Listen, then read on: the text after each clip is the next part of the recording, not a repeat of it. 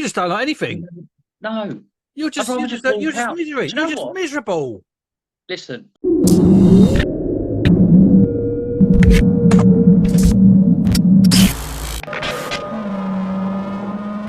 Welcome to the Don't Get So Emotional podcast. I'm Paul, and joined with me again is Tom. Hi, Tom. Just a Hello. quick one today. So you may recall we spoke about the supermarket adverts recently, and we briefly touched on self-checkout, which me and Mhm. Tom both agreed are absolute dog shite and we hate them. But today in the paper, and I've actually got a hard copy of a paper, there was a story. I'm going to read it to you. Waitrose of the North listens to customers and ditches self-service tills. What about this then? So for years, supermarkets have told us self-service tills are the future and we better get used to it. But even as shoppers complained about scanners that do not work and mystifying wrong items in the baggage area, Jesus, how many times did you get that? They remained adamant until now. Supermarket chain Booths, I've never heard of Booths. You heard of Booths? Booths, dubbed the Northern Waitrose, I don't know, they probably dubbed them that, has become the first to return to fully staffed checkouts, accessing almost all self-service tills. Booth said the personal touch gave customers a better experience and the warm northern welcome was key to its charm. Right, so I think that's really good. I went to my parents today because I'm that kind of guy, and spoke to my mum, and I said to her, "Do you like self-checkouts?" And do you know what she said? What? No, she hates them. And she said she puts the bag in the thing, and every time she puts something in, the thing goes. I said, "Mum, you're not meant to put the bag in the thing. You're meant to put the stuff on the thing and put it in the bag." But she said she hates it, and she said at the end, she said, "Well, it's just what did she say? Begins with P. Fuck. What's the word P that means getting better? Promote, not promotion. Oh fuck it, I don't know. She said that, it's just technology, it's how they go, but it's not, because the only reason supermarkets do it is because it saves money on checkout staff. Go to your local checkout and have a look at how many tills there are. It's great if you're just popping in for a pint of milk, great, use the self-service. But if you've got a full trolley, do you want to be going through and loading it all yourself? I don't.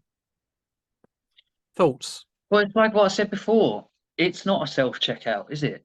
Have you ever gone to a self-checkout without the need or assistance of one of their staff? You know, whether it's because you're buying alcohol, or whether it's because you're buying painkillers, or whether it's because you've scanned something, put it down, and it hasn't recognised it.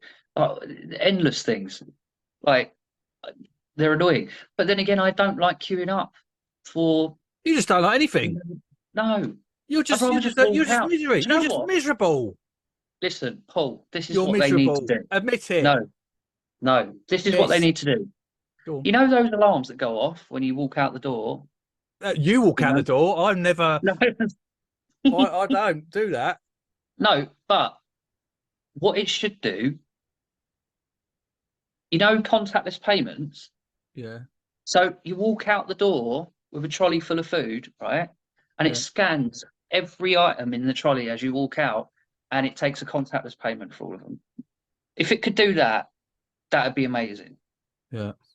Well, Sainsbury's sort of do that with that funny scanner thing, but you still have to go to the till and do the thing, and then the bloke goes, "I have to check 5 of your items to make sure you're not a thief." I'm actually convinced that supermarkets are losing shed loads from the self-service stuff because there's only one bloke keeping an eye on it. It's at the end of the day. No, I'll tell you what, whatever they may be losing, they're making back in carrier bags. That's the stupidest thing I've ever heard. Because do you remember when they first announced that carrier bags are now going to cost money, it was 5p, right? Now there's 30p, right? And it goes up all the time.